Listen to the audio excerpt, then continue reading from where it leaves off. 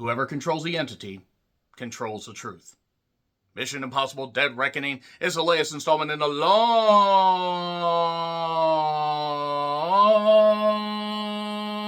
Mission Impossible franchise that will come to a conclusion with the final Reckoning next month. Oh wait, I'm sorry, the final Reckoning, but still, my way is funnier. And this was originally called Dead Reckoning Part 1, and I'll tell you why they dropped Part 1 from the title a little bit later on. But if you've been keeping up with the rewatches that I have done of all the previous installments, yes, you have all the usual earmarks, you have crazy stunts, an overbloated budget that I'll tell you more about here in a little bit, and Ethan, don't call me Mike Hunt, as well as, well, Ving Rhames, Simon Pegg, the gorgeous Rebecca Ferguson, and so many other people.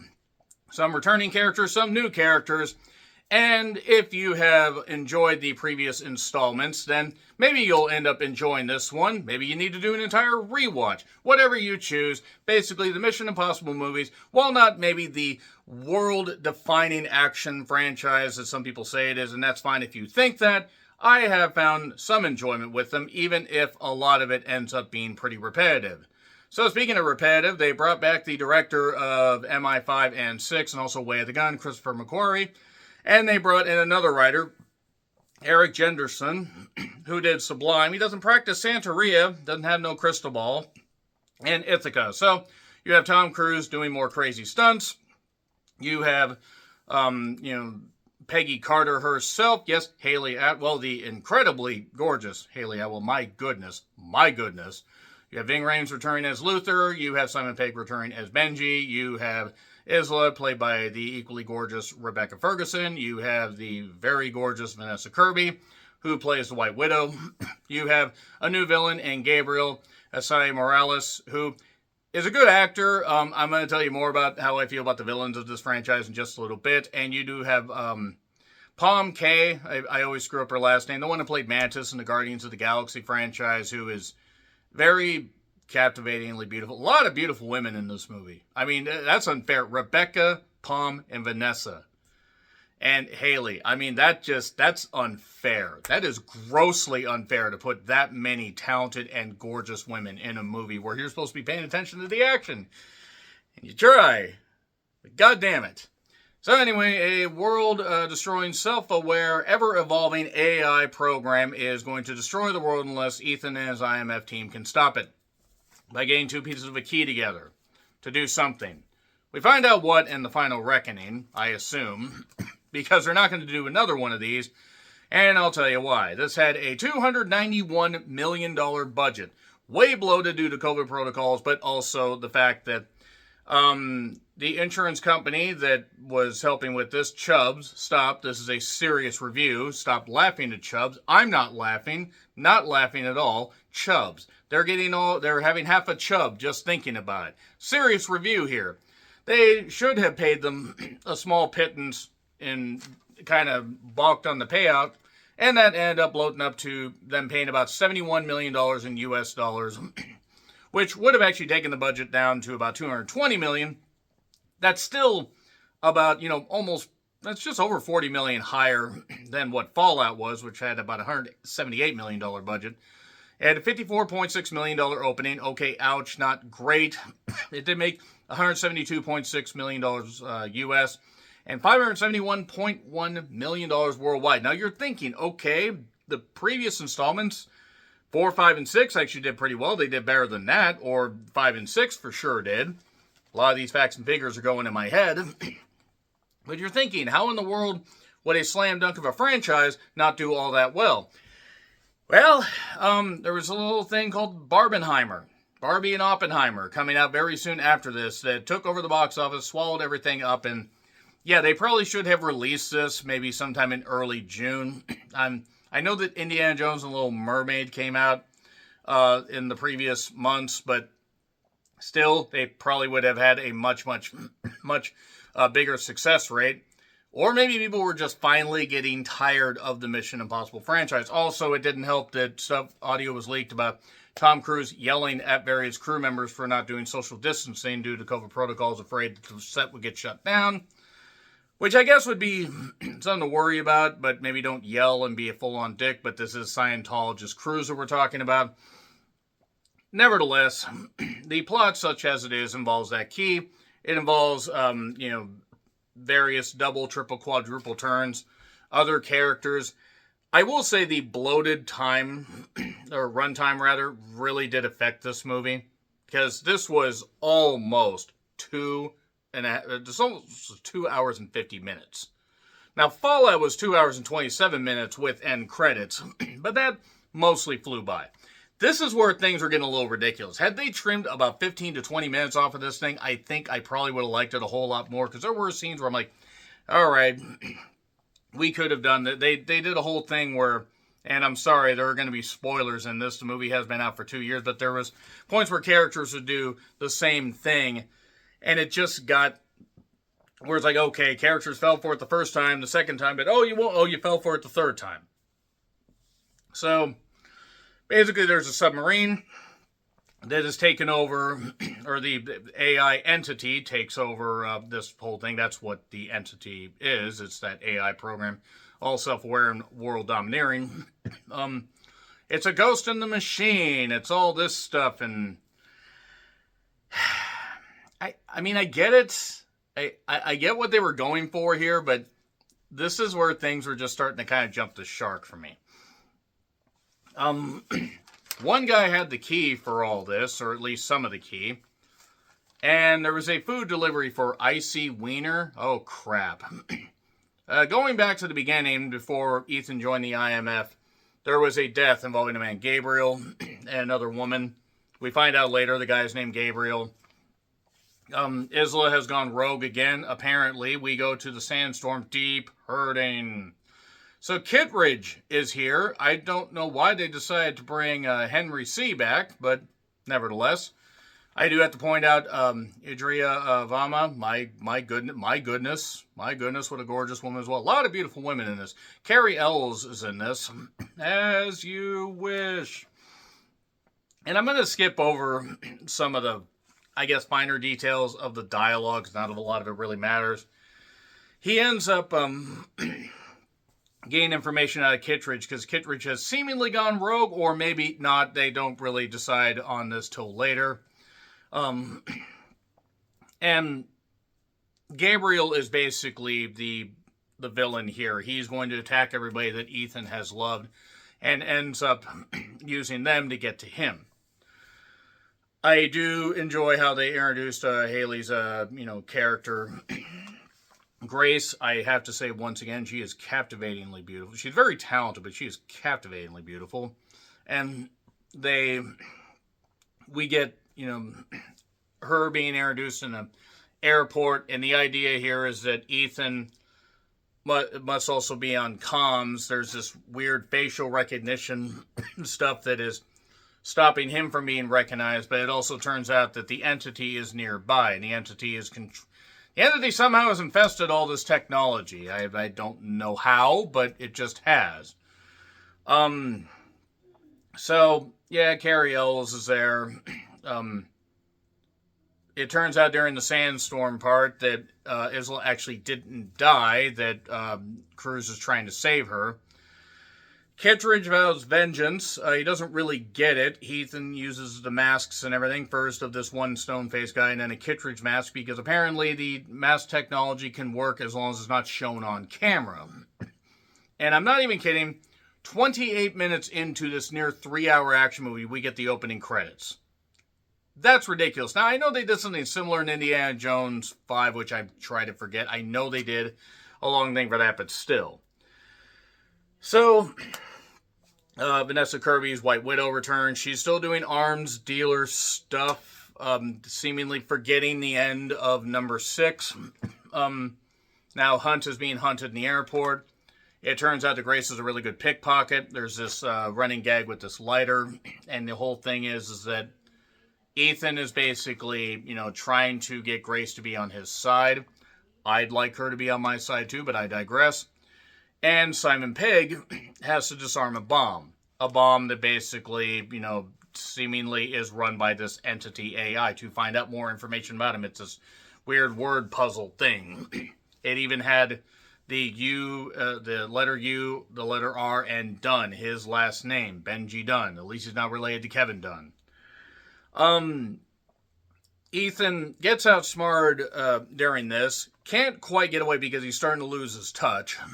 The bomb actually ends up being empty, so realistically, Benji has just basically given this thing a whole bunch of information that it can use against him.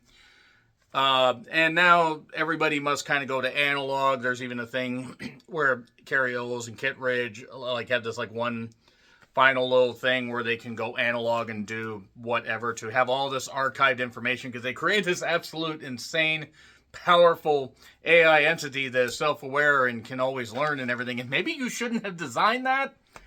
Just a thought. But from there, we're about an hour into the movie at this point.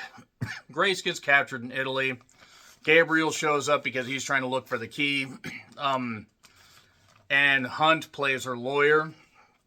She tries to, she gave the key to a guy, or at least part of the key. It is a little bit unclear at first, who has what half of the key. But he helps her out, but then she finds a way to get away. And then we get some bad driving in Italy, where, of course, the women drivers don't know what they're doing. That should eliminate any woman audience that I have left. I kid, of course. And Palm at one point is shouting at people in French. I would gladly pay extra for that. I digress. And we get a shootout in the streets. There's this guy named Briggs and Degas, I think is his name. They're these agents that seemingly just are either working with Kittredge or they're either working with Kittredge or against Kittredge. A lot of this stuff just gets to where people are just thrown in. There's driving while cuffs are on. We've all been there before.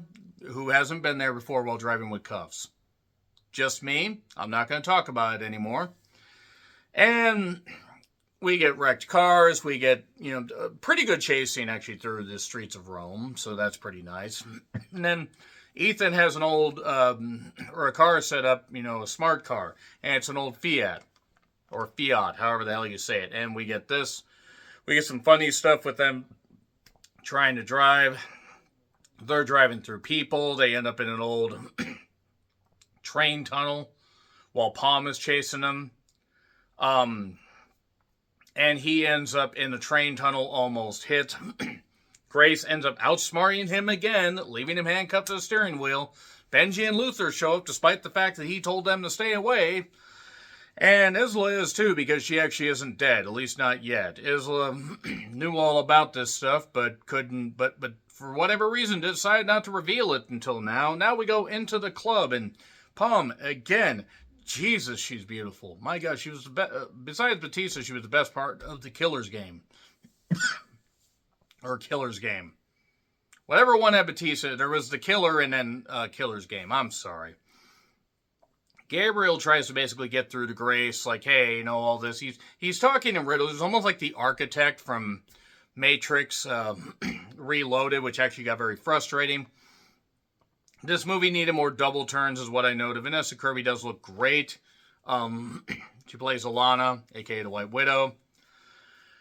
Everyone's fate is written, according to Gabriel. This is where he's better than Solomon Lane, but that's not saying much. At least he tries to hurl some threats and actually confide in. Solomon Lane just was not a very good villain.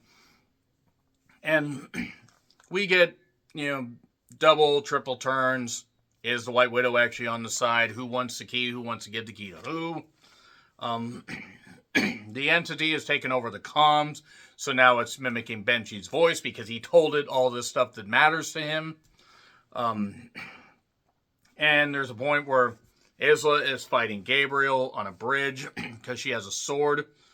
Grace gets knocked out at one point. Isla ends up getting killed. In the interim, we have Tom Cruise fighting with an agent and also Palm, and he decides not to kill her even after she leg vices his neck. I would love to go that way. I don't have issues. Y'all shut up. But Isla ends up getting killed. That's a disappointment. We won't get to see Rebecca Ferguson and her gorgeous face in number 8. But somebody had to die. They had to do something to hook people. So only Grace remains, and now she must wear the mask of Alana to sell the key to Kittredge and get this crypto stuff because it's the 2020s and we have to talk about crypto. And Ethan's mask doesn't end up working. So now the thing just fries, seemingly because either technology or the entity got a hold of it. Ethan will do anything to protect his team, including parachuting off a goddamn cliff to get to a goddamn train. Hell of a stunt. Hell of a goddamn bit. I'll give him credit there. He's fucking insane, but I'll give him credit. And basically Gabriel knows what the entity does, but he talks in more riddles. Is the entity actually afraid because it knows all these scenarios, but can hunt outsmart it? We don't find out yet. We gotta find out in the final reckoning. And Grace and the Widow fight. It's Vanessa Kirby on Vanessa Kirby action, which is certainly a movie I wouldn't mind seeing. But then Kittredge is talking to Alana. That's actually Grace, by the way, just in case they hadn't hit you over the head. Because she slips up saying, well, I, and whatever. She just basically slips up on that. Cary Elwes is here, and it turns out he was actually in on this whole thing the whole time. And Gabriel ends up killing Dellinger, Carrie's character, and ends up stabbing Palm because Palm was saved. Palm's character name is Paris, by the way. We'll always have Paris. I'd love to always have Paris. Moving on. Ethan ends up sparing her. She gets stabbed, and she's not dead yet, by the way. So this train is going to end up basically being blown up totally. Now, we get these fights, we get this crazy stuff going on, but Paris is down. Ethan manages to parachute under the goddamn thing. Incredible stunt, I will say that much. And then it turns out that this crypto, this $100 million in crypto, is not accepted because, oh, it's not Alana, it's Grace, and she pickpockets Kittredge. And Ethan to the rescue, crashing through the goddamn windows. They manage to get the key, even after it seems like Gabriel got the key. They get on top of the train, they go through this tunnel.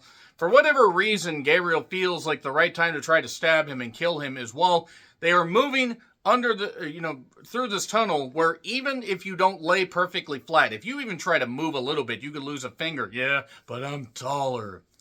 And we get, them fighting on top of the train. It looks like he's about to kill Gabriel. But then Briggs and Degas, I believe is his name, they show up on opposite sides. And then Gabriel manages to escape, dropping into a safety truck right below. So yeah, Hunt's all upset. Kittredge earlier told these agents, well, I'm not here, so none of this really matters. None of this concerns you. And then the agents end up basically telling him, oh, well, you're not here, so none of this concerns you because the train's going to end up going off a bridge that gets blown up. So basically they have to run out Uncharted style, except this is good, get out from this train that keeps falling down. Fortunately, everybody's in the back of the car, so they're safe. Except now you have Grace and you have Hunt trying to get out of this train. And Paris ends up saving them. But unfortunately, that seemed to be the last of her strength. She tells about what the key can do. Unlocks the, unlocks the entity that's in the submarine at the bottom of the goddamn Bering Sea. So, oh boy, we're going to get a lot of underwater action here. And Gabriel's pissed that he didn't get the key. Now it's going to be a race to go get the goddamn submarine. Apparently the runtime for the 8th movie is only 2 hours. That's good. And Grace may be having to do Kittredge's bidding. We're not necessarily certain because we got to wait for part 8. Look, it's not a perfect movie. It is long in the tooth, as it were. But it has its moments and it has some pretty good action set pieces. So yeah, it gets a recommendation. It's not as good as Fallout, but it gets a recommendation. It's right on there with number 1, in my opinion. So agree, disagree what I said, like, share, subscribe, Twitter, Letterboxd, Blue Sky handles in the description. I'm John Ricklin. I'll see you soon.